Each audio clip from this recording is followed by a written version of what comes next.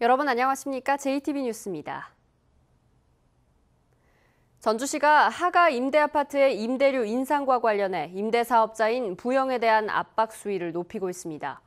형사고발에 이어 이번에는 공정위에 직권조사를 요청하기로 했습니다. 첫 소식 권대성 기자입니다. 1년에 5%씩 2해 연속 임대료가 오른 전주 하가 부영 임대아파트. 전주시는 조정 권고안 2.6% 인상률을 거부하고 부당하게 인상했다면서 부영을 형사고발했습니다. 부영 측은 이에 대해 법이 정한 범위에서 올렸다고 반박하고 있습니다. 하지만 전주시와 임차인 등은 대응 수위를 높여 부영을 공정거래위원회에 신고하기로 했습니다. 우월적 지위를 이용해 불공정 거래 행위를 했다는 겁니다. 부영의 일방적인 임대료 상한선 인상을 규탄합니다. 우리는 이 모든 행위를 불공정 행위로 판단하여 공정거래위원회에 직권으로 조사할 것을 요청하는 바입니다. 연 2%씩 매년 인상과 비교할 때 터무니없이 비싸다고 생각합니다. 불공정 거래로 생각하고 소비자단체도 공정위에 적극적인 조사를 요구하기로 했습니다. 주택 소비자 입장에서 이 건을 그냥 관시하지 않겠다라는 말씀을 드리고요. 적극적으로. 전주시는 다음 달 11일에 부영이 임대 사업을 하고 있는 전국의 25개 시군과 함께 공동 대응 방안도 논의할 계획입니다. 다음 달 중순에는 이들 시군들과 국회에서 임대료 인상률을 2년에 5%로 낮추는 것을 골자로 한 임대주택법 개정안의 조속한 통과를 촉구하기로 했습니다. JTB 뉴스 권대성입니다.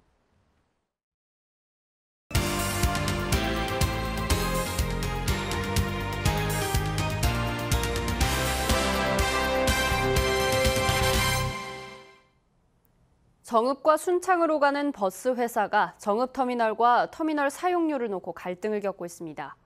이 때문에 버스가 인근의 시내버스 정류장에서 손님을 태우고 있어서 애꿎은 순창 주민들이 무더위 속에 큰 불편을 겪고 있습니다. 정원익 기자가 보도합니다. 정읍 시외버스 터미널 인근의 시내버스 정류장. 찌는 듯한 더위 속에 노인들이 몇 안 되는 간이의자에 앉아 순창으로 가는 버스를 기다립니다. 얼마 전까지만 해도 터미널 대합실에서 편하게 버스를 기다렸지만 지금은 사정이 다릅니다.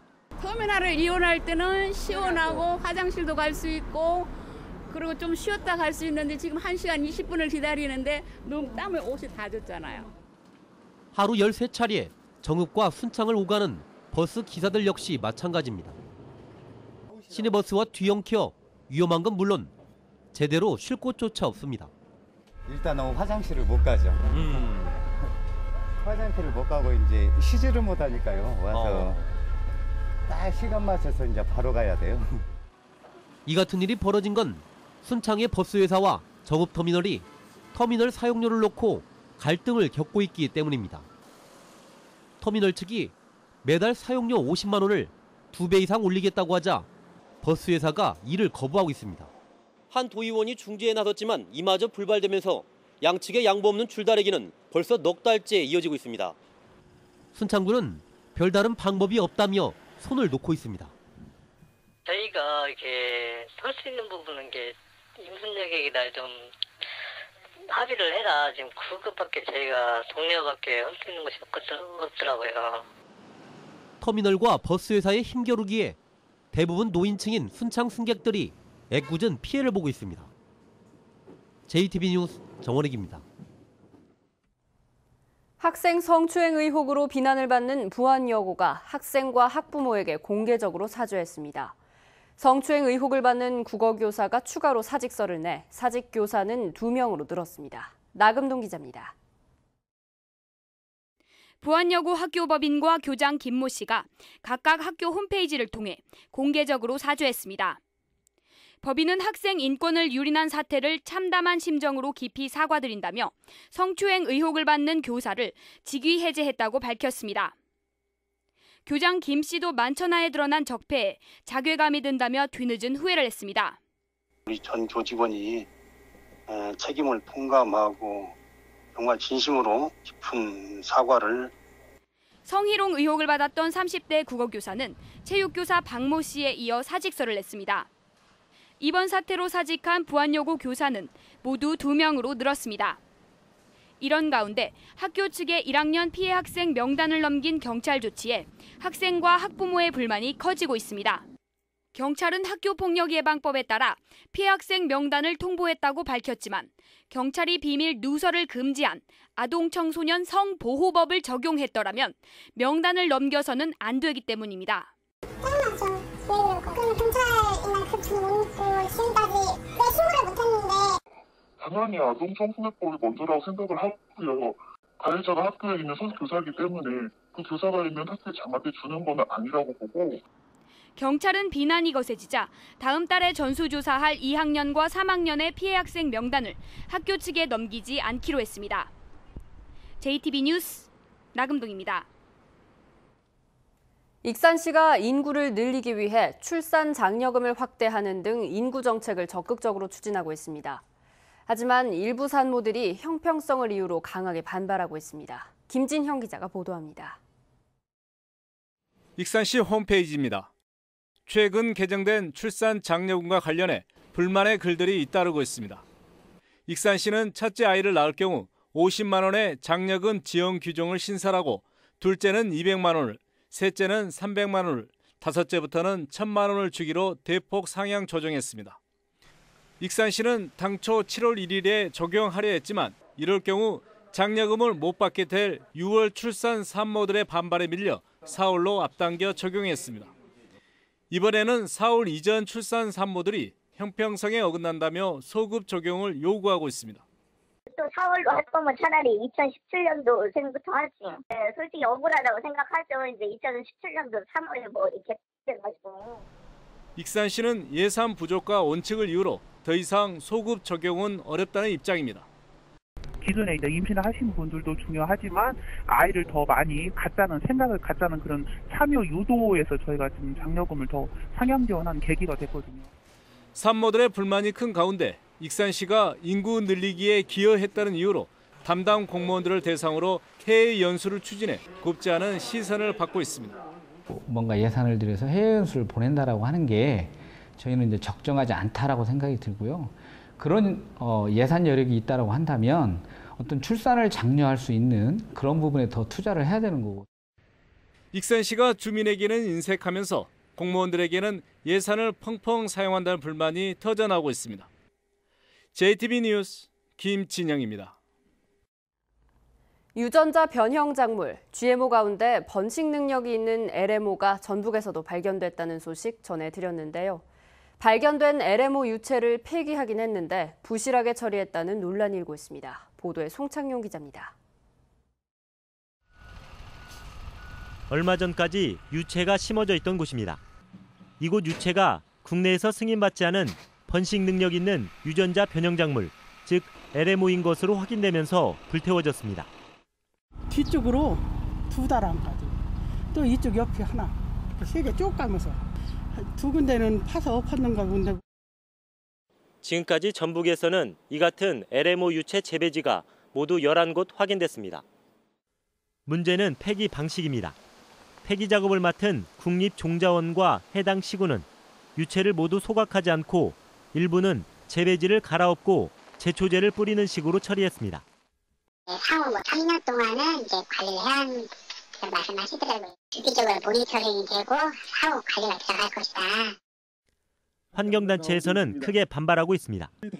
이 경우 종자가 땅속에서 다시 번식할 수 있고 빗물 등에 의해 유실돼 자연 생태계를 오염시킬 수 있다는 겁니다.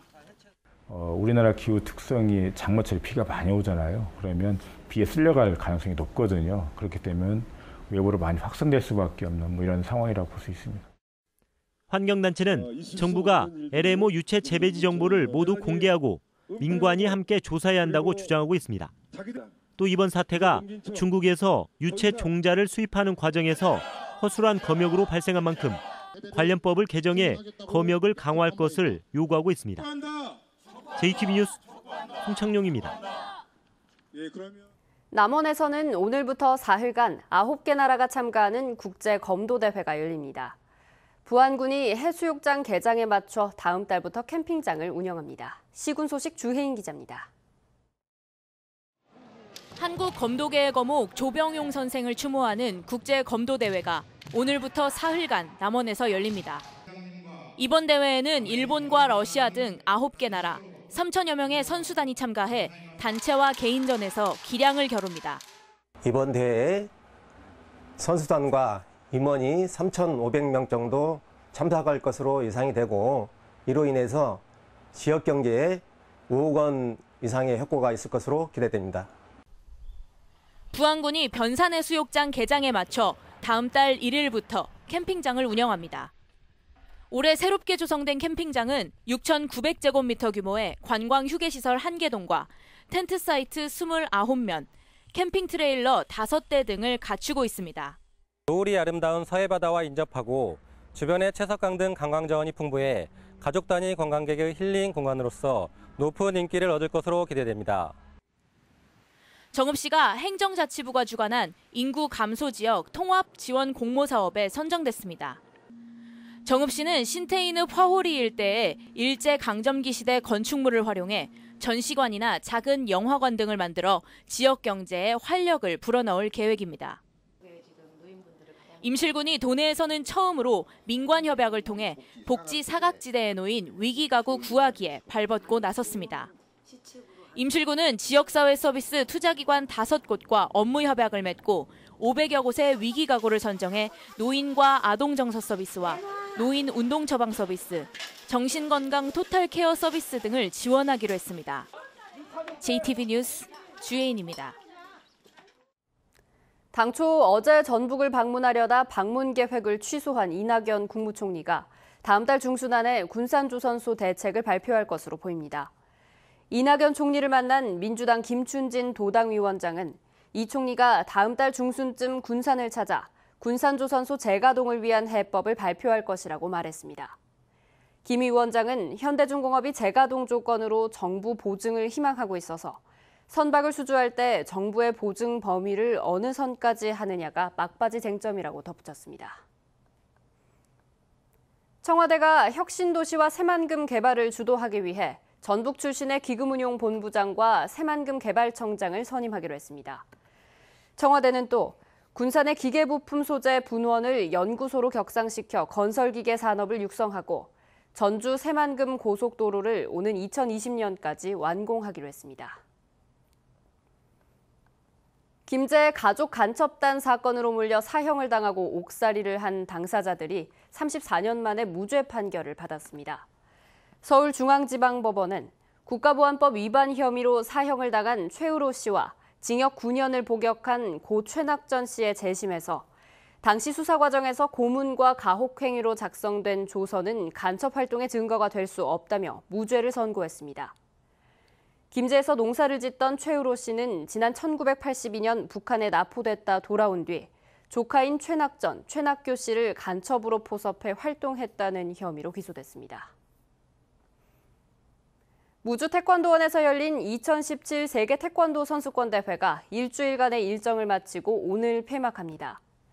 오늘 오후 7시에 열리는 폐막식에는 토마스 바흐 국제올림픽위원회 위원장이 참석하고 북한 태권도 시범단이 개막식에 이어 다시 공연을 펼칩니다.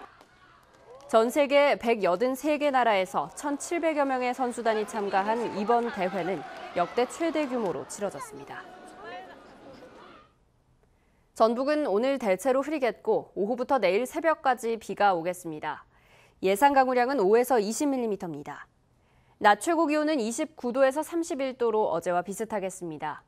미세먼지 농도와 오존 농도는 보통 수준이 예상됩니다. 이번 비는 주말인 내일 낮에 잠시 그친 뒤 일요일인 모레 다시 내리겠습니다. 전주기상지청은 장마 전선의 영향으로 다음 주 화요일까지 비가 내릴 것으로 내다봤습니다. JTB 뉴스를 마칩니다. 함께해 주신 여러분 고맙습니다.